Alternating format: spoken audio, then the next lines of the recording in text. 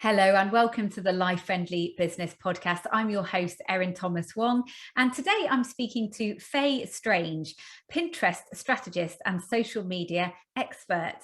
Faye helps brands achieve more quality traffic signups and sales by having an organic presence on Pinterest. She shares her tips with us and explains why so many small business owners are missing a trick by not being on Pinterest. And we also talk about why she started her own business and how she's managed to carve flexibility around family life. Hello, Faye. Thanks so much for coming on the Life Friendly Business Podcast. Hello, nice to be here.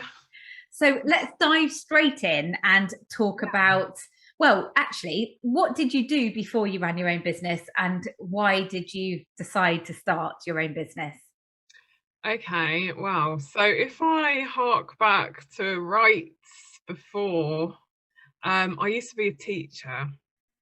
I used to be an art and design teacher, which I did love doing that, but after a few years, I just started not to enjoy it, and then I transitioned to another role at a charity where I was working in the education department, and it was within that role that I started working on social media. So I managed the social media for the education department and communicating with parents and schools. And I just really, really loved that aspect of the job. And then I got pregnant. And, I've always had it in my mind that I wanted to be at home when the boys were little, when the kids were little. Obviously, I didn't know it was going to be a boy back then. But yeah, I always had that kind of romantic idea in my head. So I just thought like, oh, well, maybe, and this was back in 2013. I thought, oh, maybe it might be a good idea to set up a social media business or something if I don't go back to work. And I thought like it was like a really novel idea at the time for me. And then once I started looking into it, like I realized, oh, look, there's actually lots of other people doing this as well. um, but yeah, that's kind of how the idea came around, really. Yeah. I really relate to that, not realizing that there are lots of other people doing this, because you're not aware until you start No. looking into it, and then it's like this hidden world of that kind of opportunity that opens up, isn't it? Yeah, And exactly. I also had that romantic view of because I was working in TV then, and I wanted to take a year off on maternity leave, and I thought I would just be gazing in my baby's eyes every day and just loving being the two of us, and it would be amazing. And the reality was quite different. No one tells you what the reality is like really going to be like. I don't know if it's different now, but I kind of got all my ideas of what motherhood would be like from like films and soaps, and then, actually your children aren't upstairs in the bedroom the whole time. They're downstairs in your space. Well, yes, and I read all the books of how to create a schedule and how to get them to sleep through the night, and very quickly learned that there's not really a one size fits all approach, even though that's the impression that the books gave me, which Yeah. then made me feel very much like a failure, because it was like, why isn't it working for me? Yes, exactly. Yeah, and my children were quite difficult as babies as well, and I had that whole, well, this isn't what the book says. This isn't what my friends are experiencing. So yeah, it was quite overwhelming when they were very little. Yeah. And at what point, how old was your I'm assuming it's your first child when you decided that you were going to start your own business? Gosh, I'm trying to think back to when. I don't think I started it until my second, because what happened was I applied to go back like with flexible working, and then that was kind of like denied. So we decided to just have the second child straight away to kind of get it all done. So I got pregnant again, and I took voluntary redundancy at that time. And then it was when my second child, because there was only like 17 months between the two of them. So when he was starting preschool and getting his 3 hours. I think he was about 3. Yeah, that's when I started the business. That was in 2018. Yeah, the cost of childcare is really hard, isn't it? That's a massive barrier to starting your own business. But Yeah, when they get to that age 3 and you get some free hours, it makes a huge yeah, impact. Yeah. exactly. Because I did go for like a couple of interviews for jobs, but I just like I couldn't see how it was going to work. Dropping them off at preschool or school and then having to get to work to start the day. I just couldn't figure it out in my head, and it kind of wasn't that romantic idea that I had in my head that I would be home. And I just thought, like, I had that idea for that business still at the back of my head, and I just thought, well, I might as well just try it, and if it doesn't work, we've not really lost anything. Yeah, and I'm just so pleased that I did. That was definitely the right decision. So just explain what you do and kind of how your business works. Yeah, so I'm a social media manager, and I'm also a Pinterest expert as well. So I can completely, take control of social media for my clients, so they don't have to worry about it. We'll have like content planning sessions in advance, and then I'll go away, gather the content, create the content, and get it all scheduled and ready to go out on their feeds. And likewise, the same for Pinterest. And I do like Pinterest training for business owners who just want to do it themselves, and also for other VAs and social media managers who perhaps have that knowledge gap with Pinterest. So yeah, it's quite varied sometimes what I do, but I really love it, and it allows me to be creative as well, because my background is quite creative. So yeah, I just can't believe how lucky I am, really, every day to be doing something that I love. So yeah. That's wonderful. And I think one thing that would come to mind for a lot of people, especially small business owners who are doing their own social media, is Yeah. how on earth do you switch off, because it's just constant. So what have you had to do in the way that you've designed your business to make sure that it is life friendly? Yeah, so I always try to kind of have a system in place. So like working in advance, especially. So we're always trying to work 2 weeks in advance, plan the content, get it ready, scheduled, approved, and then it goes out, because like, I know how tempting it can be to create a piece of content and you want to put it out there straight away. Um, and but there's a lot of benefits to just sitting on it for a while, get it ready, prepared, pop it in your scheduler. um, it will still go out, but you need to be a bit more in control of the situation. So I always try to have those processes in place, and I have a VA who helps me as well with the scheduling now. So it's all like a really nice process. And then if you're a business owner and you're doing that yourself, you just got to try and draw a line under like 8 o'clock. I'm not going to look at my phone. I'm going to do my scheduling on a Friday, or my content creation on a Friday. Yeah, and it can be so difficult, though. I completely understand how hard it is to put your phone down. I really resonate with the creating a piece of content and wanting to share it straight Mm. away, because I think I need help with that, because I have lots of stuff scheduled with the view to, oh phew, it's all scheduled, I know there's stuff going out, and then I get really excited about something and post, and then it overlaps with all the other stuff going out. So yes, I can see the need to be a bit more measured with that. So Yeah. have you found that in order to kind of keep the hours that you want to work around family life and stuff, have you had to make any difficult decisions about like scaling your business, for example? Yeah, so I'm at the fortunate position now where I feel like, I can turn work down if I don't feel like it's a good fit. Um, yeah, because obviously at the beginning it's tempting to say yes to everything that comes along, even though it means that you might be a little bit stretched. So at the moment, like if I know something isn't quite right for me, I'll recommend somebody else who who it would suit, because I've got quite a few people in my network now who I can refer work to. And yeah, it's just realizing that and trying to maintain that balance. And since I've had my VA helping me, it's just helped so much. Yeah. And flexibility is one of the things that we strive for, isn't it, with running our own business. Yeah. And I've got here in the notes that your mum was diagnosed with terminal cancer. So how Yes. did you manage that?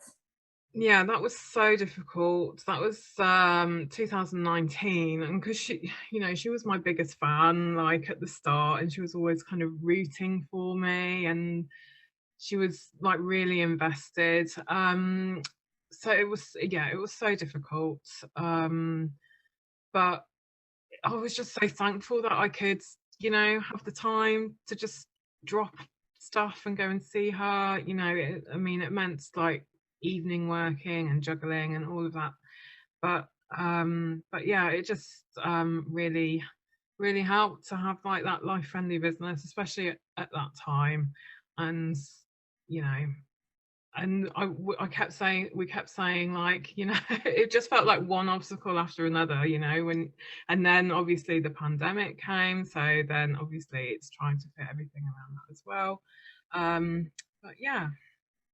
I think that, yeah, that having to constantly adapt is Yeah. something that, the last couple of years has been so hard. So, Yeah. I mean, what do you do to look after your own well-being and your own mental health? Yeah, that's a good question. I'm definitely a lot more mindful of that now. I have like a positivity journal that I try to write in every day. And I've actually just started doing that with my kids as well, which is like a nice activity. Yeah, and I have recently just started like Slimming World because that's all part of my well-being and stuff as well. And having that time out every week to kind of just focus on that has been really great.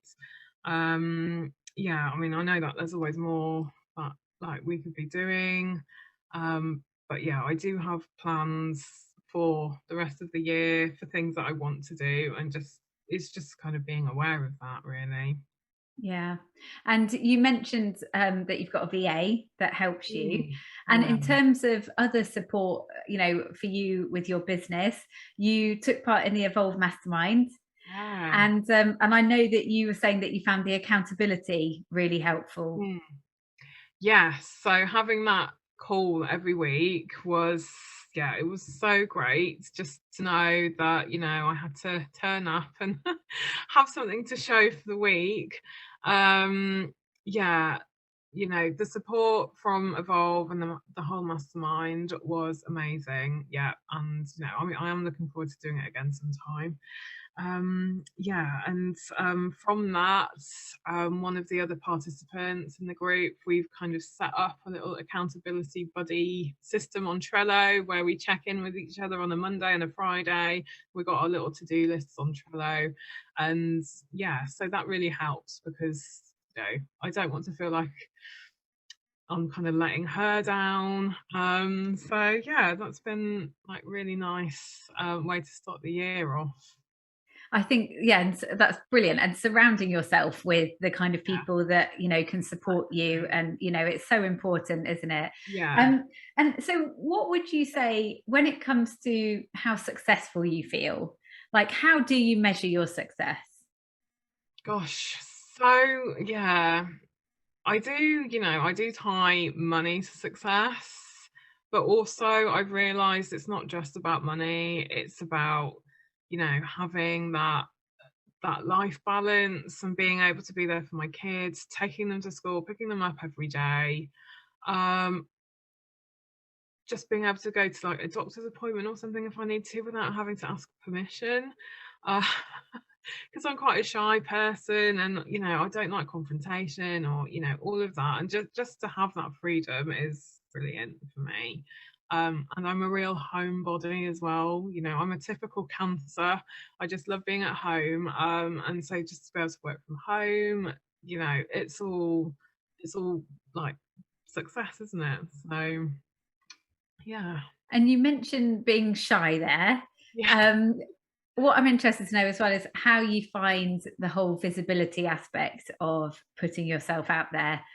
Because obviously you're doing social media for people, Mm. and you know you've got so much as well, and I'd love you to share some tips with us as well about Pinterest, because I believe from when we've spoken before, you know, it's so underused for small business owners as well.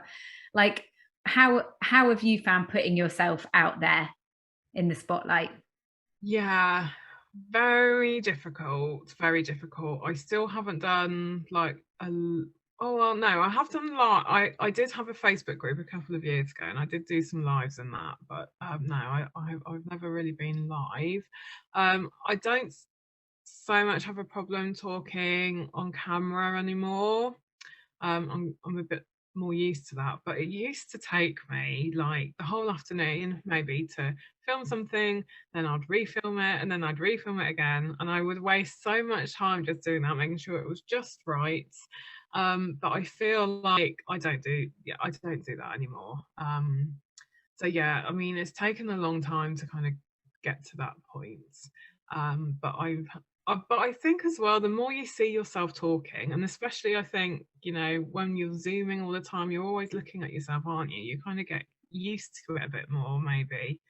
Um, so yeah, I mean, all I can say is just, you know, just do it like you're the only person who's really looking at you critically. Nobody else is.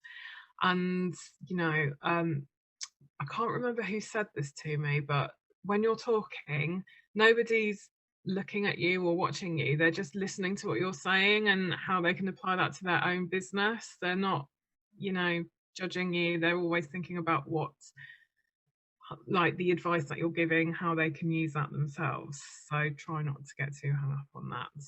Yeah, that's great advice. And I think, you know, the things that we think people might be thinking are never as bad as what people are thinking. And I love the saying as well that people are way too busy thinking about themselves to really be thinking about you for very long. Yeah. And with that, you know, with the live video and stuff, I think it is like, it's just keep doing it, just keep Yeah. practicing. And we do a Facebook Live challenge in the Cocoon. And even after a few days of doing it every day, you Yeah. get much more relaxed with like just talking casually, because like we all know when you're watching videos yourself, like you're probably drawn to the people that are just, they look really relaxed, you know, they're just kind of like it's coming easy to them, like we enjoy watching that, so therefore we need to try and emulate that ourselves. Exactly. Yeah. So tell us a little bit about why we should be looking at Pinterest if we're as business owners, if we're not already. Yeah, so Pinterest, you know, it's just completely different to any other social media platform. It, you know, in fact, it isn't a social media platform, it's a search engine. So once you put your content onto Pinterest and it's all optimized properly, it has the opportunity to be found again and again by, you know, the people who are searching for it specifically. So it's just such a great way to reach your target audience, kind of just like on autopilot. You know, you put your pin out there once, it's there forever until you decide to delete it. And if you're using keywords in there, so those are words that people might be searching for instance, I don't know, let's say you are a parenting expert and you know you've got a blog about sleeping tips. Um, you know, if you do a little search on Pinterest for sleeping tips, you'll see like the words that people use the most on Pinterest. And if you use those words in your pins, then you know, when people are searching for sleeping tips, your pins will just start to be shown to them. And it's all about being consistent, showing, you know, it's the same on all the platforms, isn't it? You've got to be consistent, you've got to show up. You can't just dump a load of your pins and go away for 12 months and then come back again. You know, you kind of do need to commit to it for a while, and it can be a slow burn, but it's totally worth it, because in 6 months or 8 months down the line, you'll start to get all these little notifications saying so and so's repinned your pin, or somebody loves your pin, and yeah, and it just snowballs. So there might be people listening now who are thinking, yeah, no, I don't think it's right for my business. Can you just list off like so the types of businesses that you've worked with or that you know it works well for, just to give people an idea of the variety of businesses that could be using it? Yeah, well, it's such a myth that Pinterest is just for, DIY ideas or recipes.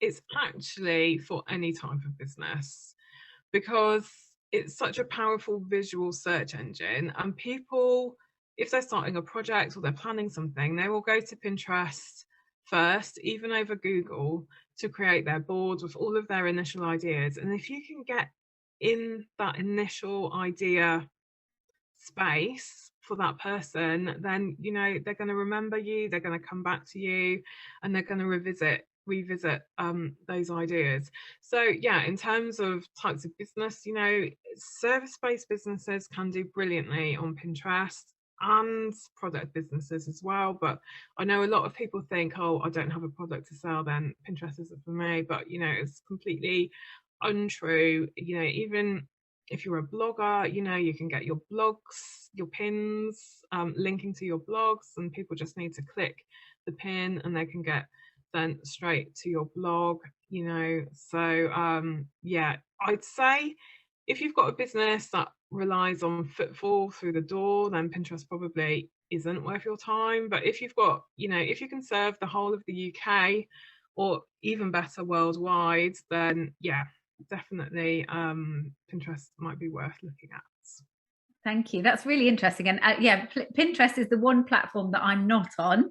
And I do always think, I wonder how that would work for my business. So it's really interesting. And it sounds like, for the kind of people who find the constant noise of Facebook and Instagram and Twitter, where there's a lot of people that are just getting more and more turned off by that. It sounds like Pinterest might be a good option. Yeah, absolutely. Yeah. And, I've talked to a few business owners who have said the same to me. They don't want to be on Facebook or Instagram anymore. They don't agree with the platform. So they want to move on to Pinterest. And, Pinterest is a real positive platform as well. There's, your feed is kind of curated for things that you've searched for in the past. And there's no chance of you seeing anything that's doom and gloom. And it's just a really uplifting, inspiring place, because it's a place to share ideas and inspiration and solutions to problems. And what I also really love about it as well is that there's this thing called the creator code that everybody has to sign before you upload an idea pin, which is this brand new format of pins.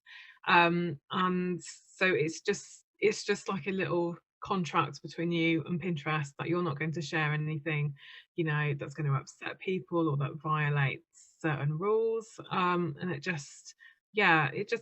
it's just a whole other vibe on Pinterest. Oh, thank you. Yeah, no, you can tell that you're passionate about it, and yeah, that's great. So what's coming up for you next in terms of how you help people and the different things that you offer?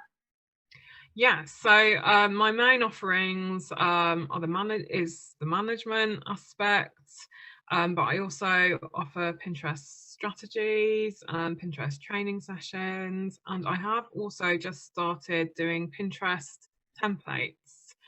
So Pinterest to Instagram template, so you can easily start adding Pinterest onto your content schedule. So I'm really excited about those.